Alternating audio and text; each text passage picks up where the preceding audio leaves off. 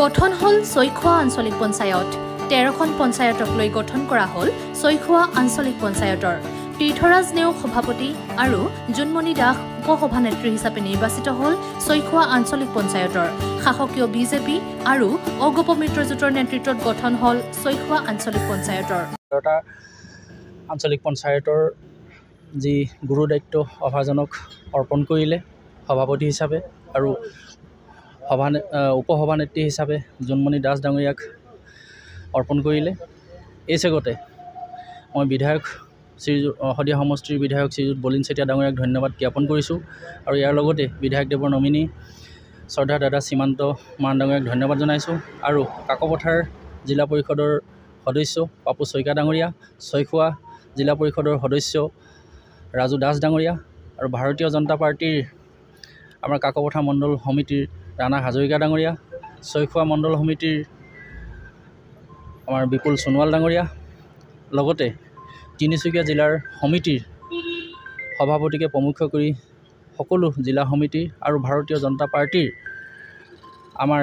কাকপথাৰ আৰু ছৈখোৱা মণ্ডলৰ সকলো স্তৰৰ কাৰ্যকৰ্তা, লগতে ভাৰতীয় জনতা যুৱ মৰ্চাৰ সকলো কাৰ্যকৰ্তা, মহিলা মৰ্চাকে আদি কৰি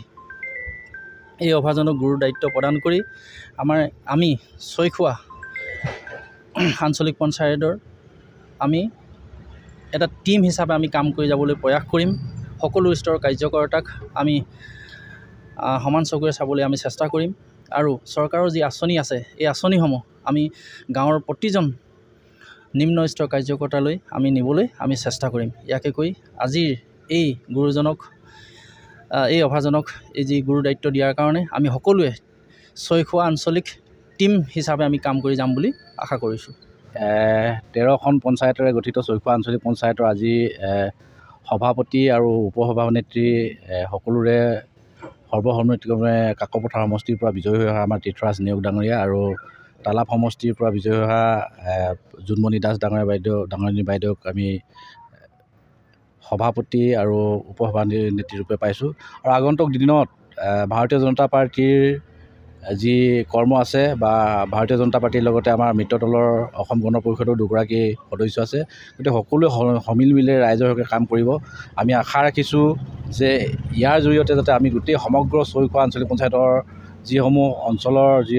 সমস্যা আছে যিমানখিনি পৰা যায় সেই সমস্যাখিনি সমাধান কৰিবলৈ তেওঁলোকে চেষ্টা কৰিব আৰু এই চেগতে আমি বিধায়কৰ হৈ তেখেতলোকলৈ আমি আন্তৰিক ধন্যবাদ জ্ঞাপন কৰিছোঁ আৰু অনাগত দিনত আমি একেলগে টিম ছৈখোৱা আঞ্চলিক পঞ্চায়ত হিচাপে আমি কাম কৰাৰ প্ৰয়াস কৰিছোঁ আৰু তেনেধৰণে আমি কাম কৰি যাম বুলি আশা ৰাখিছোঁ। বন্ধুসকললৈ বিশেষকৈ আপোনালোকে জানেই যে ভাৰতীয় জনতা পাৰ্টীৰ যি নীতি আদৰ্শ তথা কেন্দ্ৰ চৰকাৰ তথা ৰাজ্য চৰকাৰে যি জনসাধাৰণৰ হিতাৰ্থে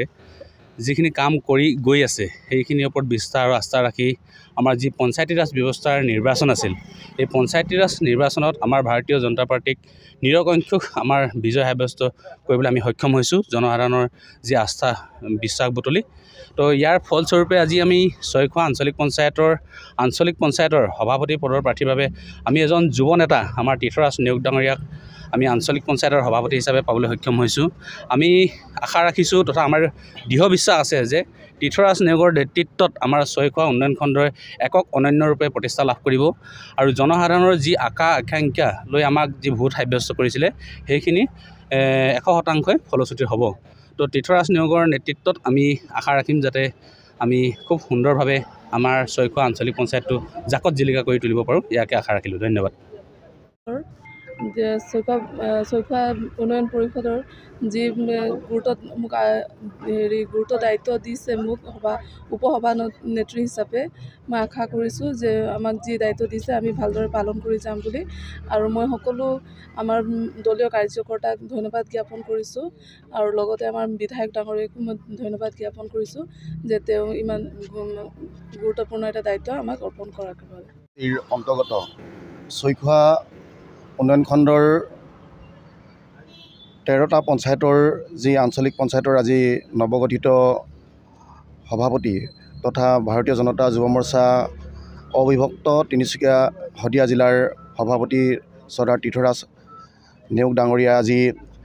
ছৈখোৱা আঞ্চলিক পঞ্চায়তৰ সভাপতি দায়িত্ব প্ৰদান কৰিছে আৰু লগতে উপসভানেত্ৰী হিচাপে জুনমণি দাস ডাঙৰীয়াও এই আঞ্চলিক পঞ্চায়তৰ উপসভানেত্ৰী হিচাপে দায়িত্বভাৰ গ্ৰহণ কৰিছে। লগতে 13টা পঞ্চায়তৰ সকলো আঞ্চলিক পঞ্চায়তৰ সদস্যলৈ মোৰ আন্তৰিক শ্ৰদ্ধা আৰু প্ৰণাম জনাইছোঁ। আৰু তেখেতলোকৰ নেতৃত্বত আগন্তুক দিনত ভাৰতীয় জনতা পাৰ্টীৰ হৈ তেখেতলোকে সুন্দৰভাৱে কাম কৰি লৈ যাব। যুৱ প্ৰজন্মক আগুৱাই নিয়াৰ তেখেতলোকে প্ৰয়াস কৰিছে। নিশ্চয় আমাৰ ভাৰতীয় জনতা যুৱ মৰ্চা তিনিচুকীয়া জিলা সমিতিৰ ফালৰ পৰা তেখেতলোক আন্তৰিক ধন্যবাদ আৰু কৃতজ্ঞতাৰে প্ৰণাম জনাই মোৰ বক্তব্য সামৰণি মাৰিছোঁ। Bureau report B+NE